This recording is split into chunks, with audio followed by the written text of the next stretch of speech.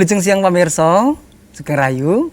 Raman sangat kulanggit wajirin saged pinanggi kali panjenengan ing adicara katresnan panjenengan sing apik TVRI Jawa Tengah. Panjenengan saged mirsani lumantar YouTube @TVRI Jawa Tengah. Ampun kesupen follow IG lan Twitter @TVRI Jawa Tengah. Ugi panjenengan saged sumambung lumantar telepon ing 0 kali sekawan 7670 7500. Perlu kawuningan pilih samenika kara sanget yang ingkang pepenginan damel kaos ingkang jumbuh kalian dipun kersakaken utawi gambar-gambar ingkang dipun pepengini saged umpami himbauan ampun kesupen tindak dhateng Jawi amargi wonten corona lan saputuripun. Pramila menika sampun rawuh wonten ing studio TVRI Jawa Tengah. Kak Yeni sarjana desain menika Dwija saking SMK Negeri 11 Kitha Semarang. Wilujeng siang, Kak. Wilujeng siang, Mas Anggi. Wah, menika papanggih malih. Iya. Kula remen sangat menawi panjenengan tindak mriki menika. Tesi Timur masih muda, nanging sampun prigel anggenipun damel desain menika. Kak, kalau ini kan sampun ngrebak babagan label nggih.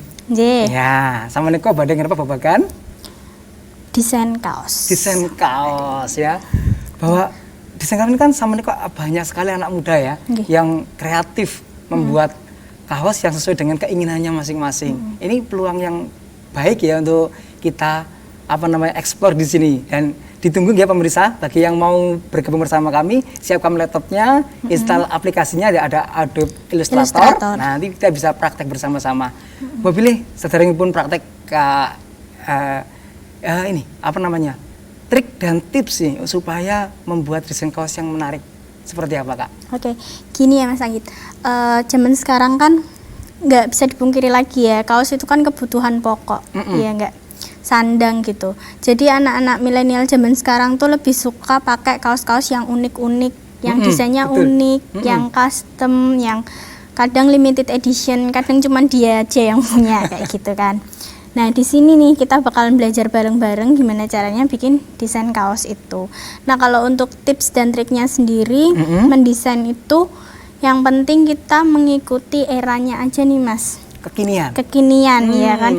Kalau sekarang kan anak-anak milenial sekarang sukanya kaos-kaos yang kayak distro-distro gitu, ya kan. Yang desainnya sederhana, santai ya kan. Paling isinya cuma ada kayak tipografi, lettering-lettering gitu. Terus misalkan ada dalamnya ada kayak filosofinya, tapi desainnya masih sederhana, cuman simple gitu aja satu warna kayak gitu.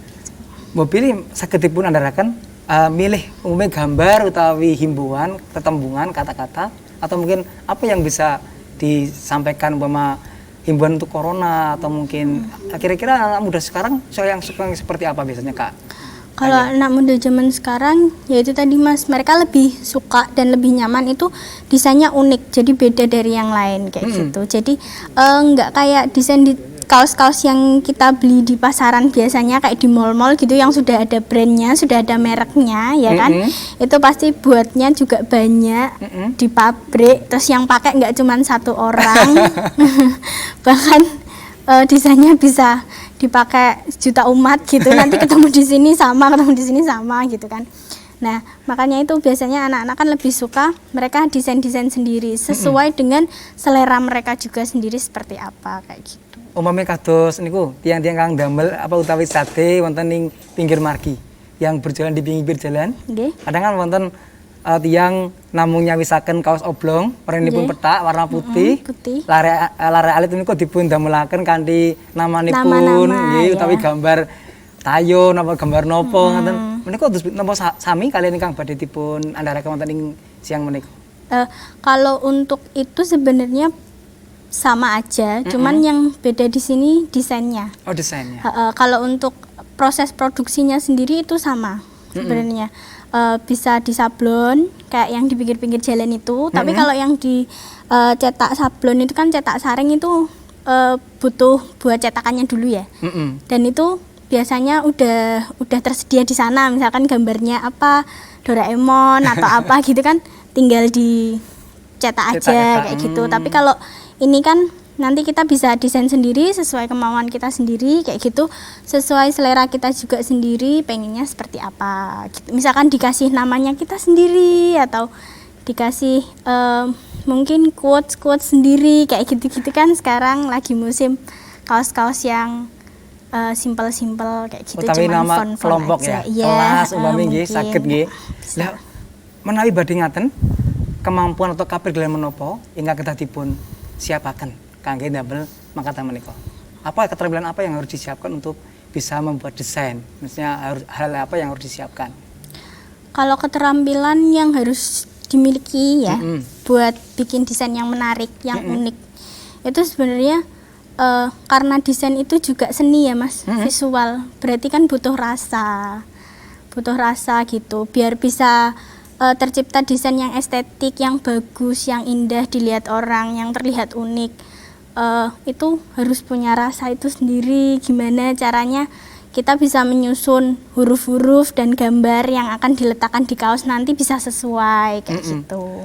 Ada nggak misalnya plagiatisme misalnya terkena nggak? Boleh nggak sih seperti itu misalnya ditambah apa sedikit tuh?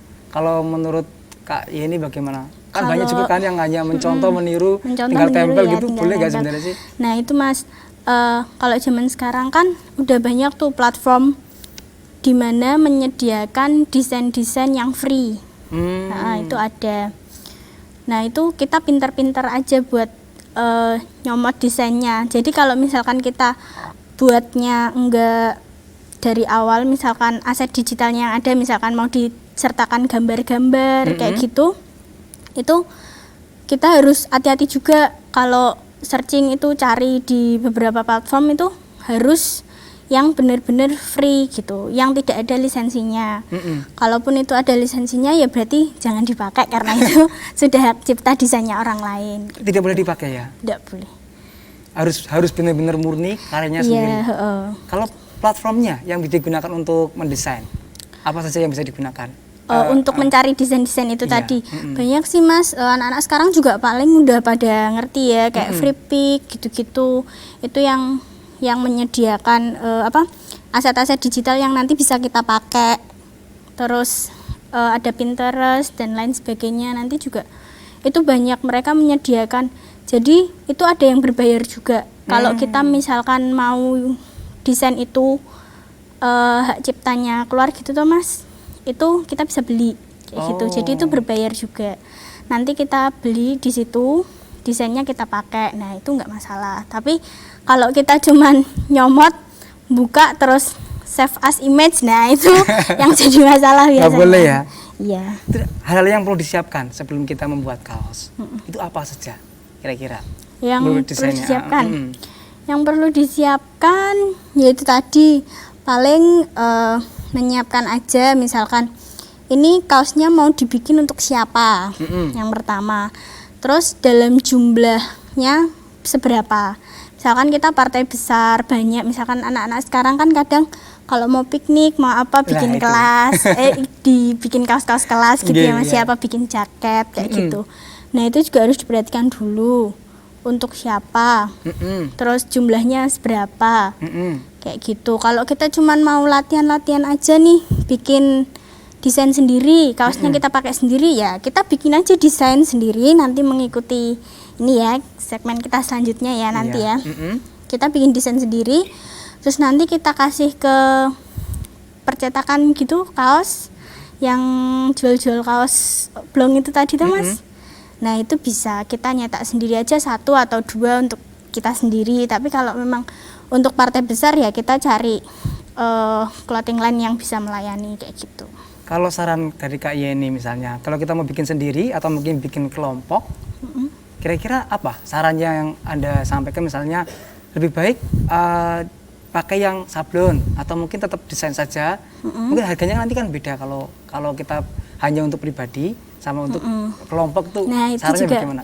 itu juga terpengaruh ya dari harga juga ya Mas Harganya ya. maksudnya. Harga ya.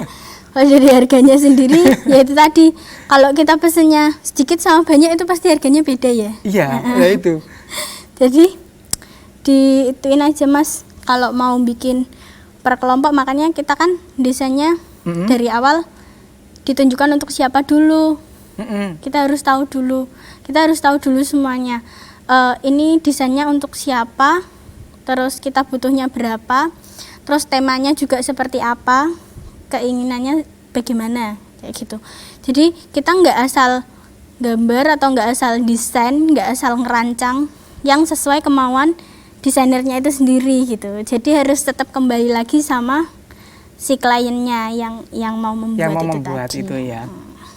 Nanti coba mungkin bisa ditampilkan dulu mungkin, atau mungkin nanti misalnya anak-anak yang mau di rumah pakai HP bisa nggak sih aplikasi yang digunakan untuk mendesain sederhana? Untuk membuat desain sederhana. Pakai HP bisa nggak kira-kira? Di handphone tuh sekarang udah canggih banget ya Mas ya.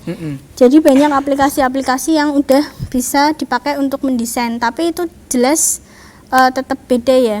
Kalau kita kualitasnya dari kita buat desain di HP sama bikin desain langsung di laptop kayak gini, kualitasnya, resolusinya itu pasti juga akan beda kayak gitu. Mungkin selain menggunakan teknologi yang harus terbaru teknologinya, misalnya plafonnya harus yang terbaru atau mungkin yang lama tetap juga boleh. Enggak. Berarti bisa menggunakan misalnya yang lama-lama juga boleh ya? Bisa, mau pakai yang CS berapa, versi berapa aja, yang penting senyamannya desainernya sendiri. Kayak yang di awal dulu saya bilang kan, mendesain itu kita nggak boleh memetakan gitu ya Mas, harus nyamannya pakai apa. Misalkan di sini kita nanti belajarnya pakai Illustrator, tapi di luar sana ada yang mempraktekkan enakan pakai Corel misalkan. Ya monggo, terserah, itu kan tergantung pilihan masing-masing ya, tergantung kenyamanan sendiri. Terus misalkan di sini nanti kita pakai versi 2019, tapi di rumah adanya CS3 atau CS5 gitu, ada Illustratornya. Ya nggak masalah, monggo, bisa-bisa aja. Semuanya juga hasil akhirnya nanti akan sama. Kayak gitu. Tetap ada pengaruhnya, tetap ada nggak? Misalnya kualitasnya, kualitas dari outputnya bisa nggak? Enggak, kalau kualitas outputnya kan kita dari awal kan kayak yang awal kemarin kita bahas itu tuh Mas, kayak resolusi dan sebagainya itu tuh, itu kan dari awal sudah disetting dulu. Nah, itu sama aja, mau di versi berapapun tetap nanti hasilnya akan sama. Kalau di SMK 11 sendiri mungkin terkait dengan desain kaos, atau apa yang sudah dilakukan SMK 11 untuk membekali anak-anaknya mungkin untuk berbisnis juga mungkin ya? Apa yang di SMK 11 itu juga kita juga punya mesin cetak itu juga ya Mas ya, mesin printing. Kita kan ada jurusan produksi, produksi grafika. Nah di situ kita punya mesin-mesin untuk cetak kaos kayak gitu. Terus anak-anak juga diajari juga tuh cara buat sablon cetak saring, itu juga mereka diajari juga di sana. Berarti dua-duanya ya, berarti printingnya iya, cetaknya juga iya. Wah ini sangat menarik Kak Yeni. Kita jujur dulu sebentar ya.